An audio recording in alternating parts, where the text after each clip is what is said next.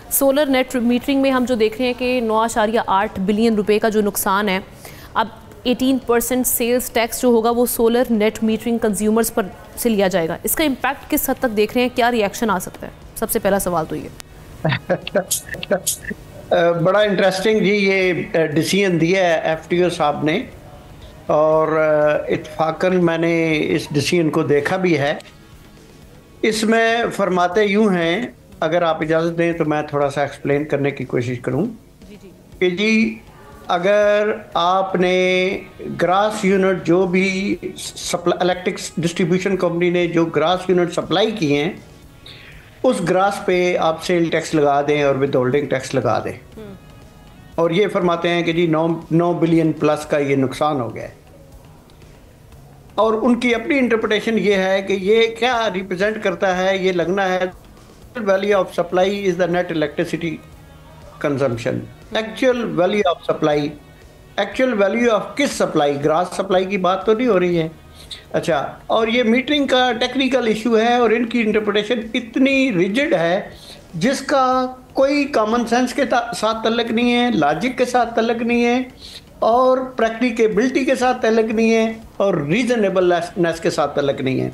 ये फरमा रहे हैं। मैं आवाम की अंडरस्टैंडिंग के लिए सादा ज़बान में ये कहूँ कि कल अगर आप एक शॉप पे 5,000 रुपये का नोट दें और आप कहें जी मुझे तो 2,000 रुपये की कोई चीज़ चाहिए, वो चीज़ आपने ले लें, लेकिन टैक्स विद होल्डिंग टैक्स आपका 5,000 रुपये पे ही कटना है क्योंकि आपने 5,000 का नोट दिया है। Exactly this is what going to happen. बात यह है कि आपने फॉर एग्जांपल अगर नेट वो जो सोलर की एक्सपोर्टेड यूनिट हैं उन पे अगर आपने कोई जिसको कहते हैं उनकी कंपनसेशन नहीं देनी, अगर मंथली बेसिस पे नहीं देनी, तो at the end of year आप क्या करोगे, या at the end of certain accounting period आप क्या करोगे?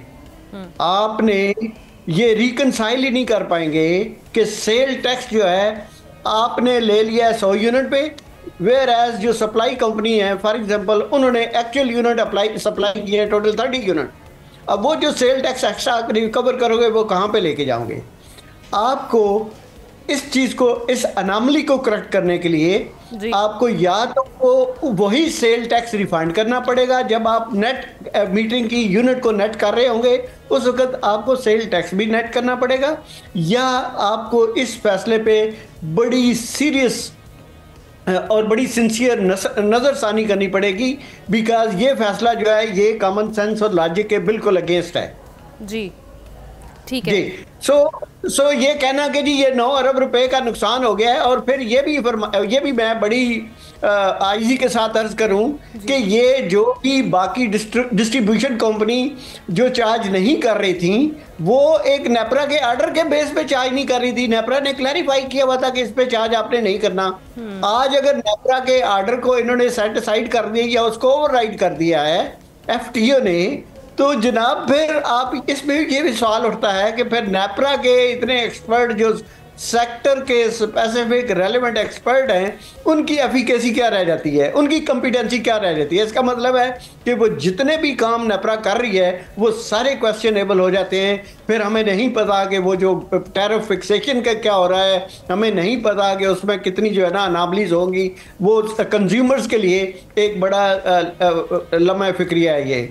आरिफ साहब, ये जो नेशनल ग्रिड के हवाले से कहा जाता है कि जी जो अडॉप्शन सोलराइजेशन की तरफ लोगों की बढ़ रही है, इसकी जो पेस हम तेज़ी से बढ़ते हुए देख रहे हैं, इकोनॉमिकल एंड स्ट्रक्चरल इन्होंने कुछ चैलेंजेस पैदा कर दिए हैं नेशनल ग्रिड के लिए। ये ज़रा समझाइएगा बेसिकली ये क्या मामला है और इसको हुकूमत किस तरह से टैकल कर सकती है? देखिए जी, स्ट्रक्चरल चेंजेस, ये जो एक डिसीजन आया है ना फॉर एग्जाम्पल एफटीओ का, इसी डिसीजन ने बहुत बड़ा इम्पैक्ट और ये नेगेटिव इम्पैक्ट क्रिएट करना है। जो इंडिविजुअल कंज्यूमर्स हैं उन्होंने तो ये क्या करना है, उनकी एक एडिशनल कास्ट आएगी जो बैटरी में वो थोड़ा सा इन्वेस्ट करेंगे और ऑफ ग्रिड चले जाएंगे, या ज़्यादा से ज़्यादा वो ऑफ ग्रिड रहेंगे, और बहुत ही जो उनकी जब स्टोरेज कैपेसिटी कम होगी तो थोड़े टाइम के लिए वो शायद ऑन ग्रिड कोई यूनिट ले भी लें। सो वो जो इंडिविजुअल कंज्यूमर हैं वो तो ऑफ ग्रिड चले जाएंगे। इसका मतलब ये हुआ कि नेशनल सिस्टम के अंदर या नेशनल इलेक्ट्रिसिटी डिस्ट्रीब्यूशन सिस्टम के अंदर आपका जो डिमांड है वो और कम हो जाएगी और बहुत मैसिव इस पे इम्पैक्ट आएगा।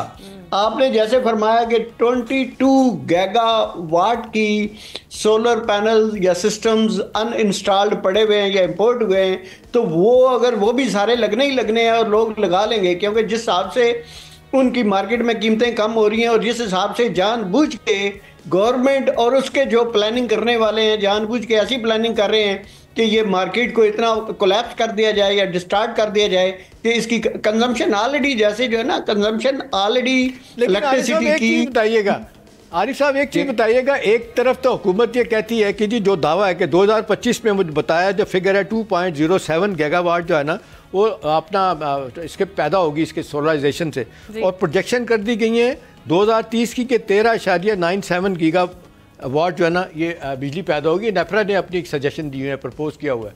तो ये तो फिर सारा का सारा ख़राब हो जाएगा मामला, सारी की सारी कैलकुलेशन गलत हो जाएगी अगर ये 18% GST लगाया गया तो लगा दिया। बिल्कुल, आई फुली एग्री जी, ये गलत हो जाएगी। और ये इसको एक मैनेजमेंट का एक टर्म है एक्सटर्नैलिटीज। ठीक, ये कोई भी डिसीजन मेकर एक्सटर्नैलिटीज को एवेलुएट नहीं करते कि इसका नेगेटिव या एडवर्स इंपैक्ट कितना बड़ा होगा। ये 9 बिलियन इलेक्ट्रिसिटी सेक्टर के अंदर 9 billion is no money at all. मैं आपको यकीन मान, ये पीनट भी नहीं है, 9 बिलियन, हाँ ये कुछ भी नहीं है। बात ये है कि इस 9 बिलियन को इतना बड़ा स्कैंडल बना के ये नुकसान हो गया है। भाई नुकसान क्या हुआ है? आपने तो बिजली पैदा की ही नहीं है। सब्सक्राइब करें और बेल दबाएं ताकि कोई खबर रह न जाए।